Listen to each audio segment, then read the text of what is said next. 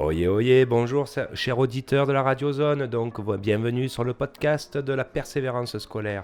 Donc, je tenais à vous remercier de nous écouter pour cette énième émission qui s'en vient. Donc, aujourd'hui, nous allons rester sur notre petite thématique, présenter une petite célébrité avec une petite citation. Et je vais laisser la parole à notre jeune ici présent.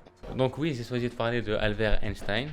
J'ai choisi cette personne parce que c'est quelqu'un que j'admire énormément et pour moi c'est vraiment la preuve elle-même de la persévérance parce que cette personne, depuis qu'elle est petite, elle a eu des problèmes de dyslexie.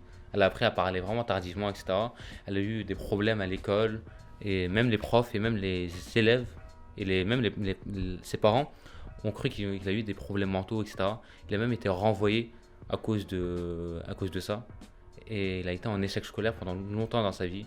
Il a été refusé à plusieurs écoles, etc.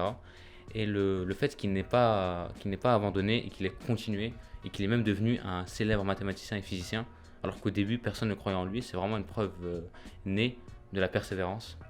Et comme une des citations que je préfère, c'est Albert Einstein, c'est celle qui dit la vie c'est comme la bicyclette, il faut avancer pour ne pas perdre l'équilibre. Ça représente vraiment bien son parcours parce que lui, il a jamais perdu l'équilibre. Même si tout le monde était contre lui, il n'a jamais abandonné. Il a toujours été là pour lui. Et il a réussi son objectif. Et il est devenu vraiment célèbre. Alors que maintenant, si les gens voyaient ce qu'il était devenu, personne ne le croirait. Midi, merci pour tout. C'est vraiment intéressant comme témoignage et historiquement. Puis c'est vrai que Einstein est vraiment un grand bonhomme qui a énormément révolutionné. Donc, et à travers ces petits exemples, il faut savoir que les grandes personnes qu'on voit, souvent elles ont goûté l'échec et parce qu'elles sont un peu différentes, parce qu'elles ont cru en leur potentiel, en leur rêve ou parce qu'elles ont cru en leur feu sacré, elles ont fait toute une différence et sortir du moule des fois, ça fait du bien. Donc j'aimerais maintenant passer la parole à Adler. Adler, à toi. Donc moi, la personne qui m'a inspiré un peu quand j'étais plus jeune, c'était Arnold Schwarzenegger. Comme on le connaît tous, il a été l'acteur de Terminator pour un bon bout d'années.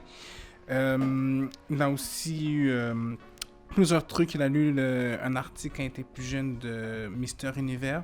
Parce que son père était alcoolique, il voulait qu'il aille dans l'armée, puis après il voulait qu'il aille dans la police. Mais il voulait pas faire ce chemin-là, fait qu'il a été complètement ailleurs.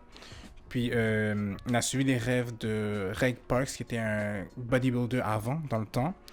Puis, il a suivi ses traces et il a gagné 6 années de suite le prix de bodybuilder. Et il est devenu la star d'action qu'on connaît au 20e siècle. Puis, une citation que j'aime bien aussi, parce que... Ouais, une citation que j'aime bien. L'échec n'est pas une option, tout le monde doit réussir en tant que tel. Donc, no matter what, tu peux trouver ton chemin dans la réussite, que ce soit ailleurs, à l'armée, whatever, tu peux trouver ton chemin. Donc, voilà. Merci beaucoup Adler pour ce témoignage. En quoi ça vous inspire cette notion d'échec, de réussite? Parce qu'on ne peut jamais réussir sans avoir goûté l'échec. Je suis désolé de vous le dire. Et pour le fait, et c'est en faisant des échecs qu'on apprend aussi à améliorer son idée et pouvoir garder cet espoir ou cette flamme sacrée. Ben, ça nous permet de nous rendre plus loin, de persévérer, de dépasser tout ce qu'on a fait dans le passé, de faire mieux que nos erreurs qu'on avait. Donc voilà. Moi, je considère que je fais partie, comme vous autres, d'un exemple de persévérance parce que j'ai eu affaire à de la persévérance scolaire. Puis ça n'a pas été facile, mais ça m'est arrivé ici au Québec. Parce que moi, bah oui, vous le savez, je suis française. Quand j'ai été en France, j'ai fait toute ma scolarité, j'ai pas eu de problème avec mes diplômes. J'étais très bien, j'ai fait l'université là-bas avec mon baccalauréat, donc licence en France. Et donc je suis arrivée au Québec pour faire ma maîtrise. En France, une maîtrise, ça prend 2 ans. On l'a fait, on l'a fini, on travaille. Je suis arrivée ici, j'ai fait mes 2 ans de maîtrise et qu'est-ce qui s'est passé ? Bah chez vous, ça se finit pas en 2 ans, parce que c'est très dur une maîtrise. Et ils m'ont fait refaire mon mémoire, et refaire mon mémoire, et refaire mon mémoire. Et devinez en combien d'années j'ai finalement la maîtrise que je pensais finir en 2 ans. En 3 ans? Non, ça serait 5 ans, je parie, n'est-ce pas? 7 ans. Ça m'a pris exactement 4 ans. Et 4 ans, c'est long en fait, pour quelqu'un qui s'attend à finir ses études, à travailler, à être installé à l'étranger avec ses... Moi j'avais beaucoup d'envie sur ce territoire, et bah pendant 4 ans, j'ai galéré avec des papiers d'étudiante, à faire refaire, refaire pour valider ma maîtrise, pour avoir mon diplôme. Et qu'est-ce qu'on m'a dit au bout de la 3e année ? même ma famille et tout ça, hein, ils m'ont dit « Tu ferais peut-être mieux de revenir en France, puis de finir ta maîtrise en France, parce que ça a l'air de ramer là-bas, ça a pas l'air de fonctionner. Est-ce que tu vas réussir à finir ?» Et puis moi, j'étais persévérante, justement, et je leur ai dit « Bah, c'est pas grave que ça me prenne 2 ans, 3 ans ou 4 ans, comme ça m'a pris. Dans tous les cas, je veux ce diplôme au Québec, à Montréal, je veux être diplômée ici, je veux réussir ce grade d'études qui m'intéressait pour faire ce que j'aimais dans la vie. Donc j'ai persévéré. Et j'ai pas écouté tous ceux qui me disaient « Ah, tu ferais peut-être mieux de faire autre chose, etc., d'arrêter. » Et puis voilà, donc moi aussi j'ai vécu une expérience de persévérance scolaire au final. Au bout du compte, on en a tous vécu à un certain moment de nos vies. Et c'est ce qui prouve qu'il faut jamais abandonner parce qu'on s'en sort au bout du compte. On persévère. Et même quand nos proches, parfois, ils peuvent nous lâcher un petit peu, ils continuent à nous soutenir, mais le plus grand soutien, en fait, c'est nous-mêmes.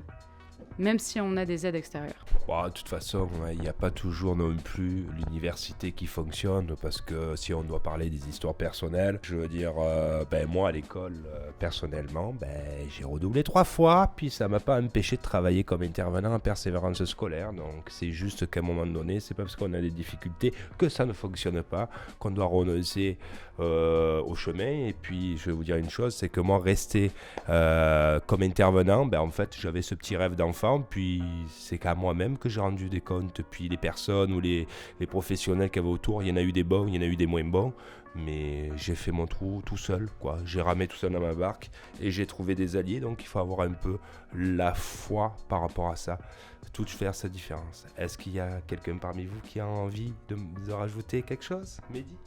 C'est la même chose pour moi parce que à un moment de ma vie, j'avais tout le monde contre moi, que ce soit l'école, mes amis, tout ça, qui étaient inexistants, ma famille, etc. Et je me suis retrouvé tout seul. Et ça m'a pas empêché quand même de continuer et de me trouver ma place, même si ça a pris du temps, etc. Donc oui, sincèrement, on peut avoir des difficultés dans la vie, mais c'est pas une raison pour abandonner. Parce que même moi, qui étais vraiment au fond du trou, j'ai réussi à regagner le sourire. Donc 6 mois, j'ai réussi, c'est que tout le monde peut le faire. La persévérance scolaire, ça peut très bien être scolaire, mais ça peut aussi être dans la vie. Parce qu'il y a beaucoup de gens qui sont dans la dépression, etc., comme moi, avant.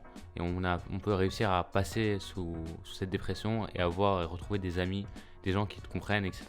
Donc il faut juste trouver sa place et trouver du temps. Même si tout le monde dit ça, etc., on dit que c'est facile. Je sais que c'est pas facile, mais c'est pas une raison pour pas abandonner. Donc je trouve bien que cette semaine de la persévérance existe, car ça peut nous permettre de regagner espoir, un truc qu'on a perdu. Ce qui est quand même important de démontrer, c'est que quand on est en difficulté, quand on a besoin d'aide, sachez qu'il y a toujours quelqu'un qui peut nous aider. Il faut savoir dire, partager et aller voir une oreille de confiance. Ça peut être un ami, ça peut être un collègue de classe, ça peut être un prof, ça peut être un intervenant, mais des gens qui sont positifs par rapport à ça.